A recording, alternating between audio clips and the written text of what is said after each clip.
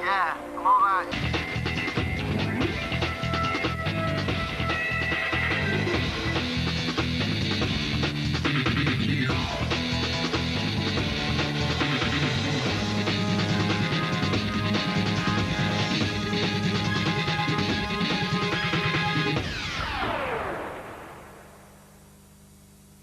Welcome, one and all, to a night of fun, feather boas and fat men in frocks.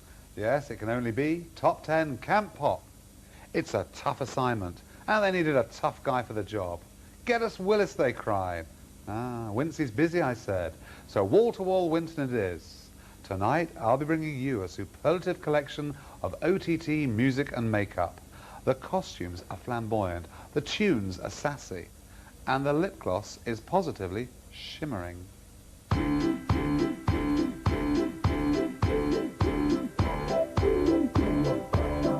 So, what is Camp Pop?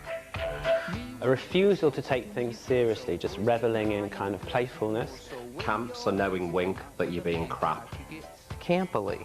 Campiness, campy. A neat little package just to put something into that's harmless.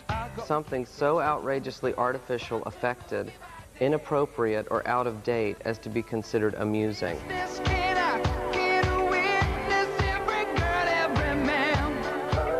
Curious.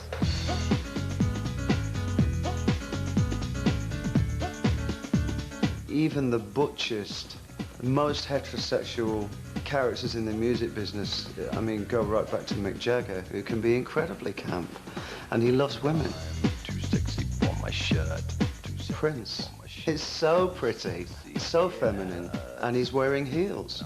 Camp obviously has a lot of roots in music hall, and music hall has always had a tradition of men impersonating women.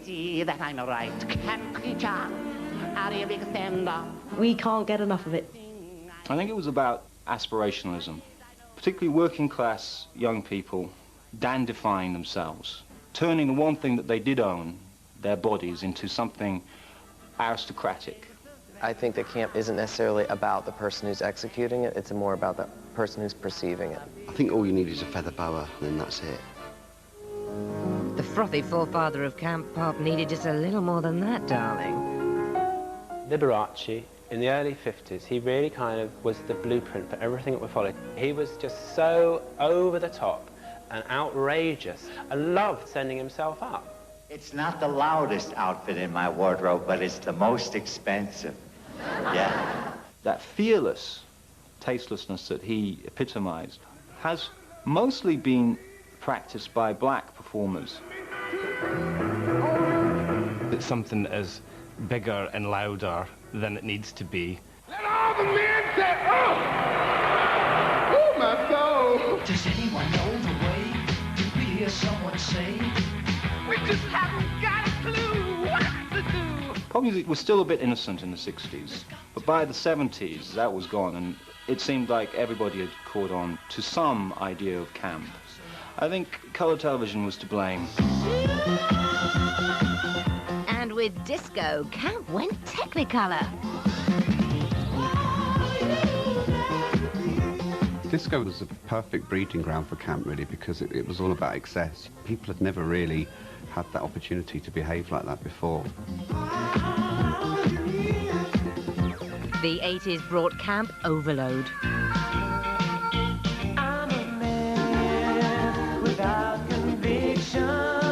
In many ways, their kind of camp was so studied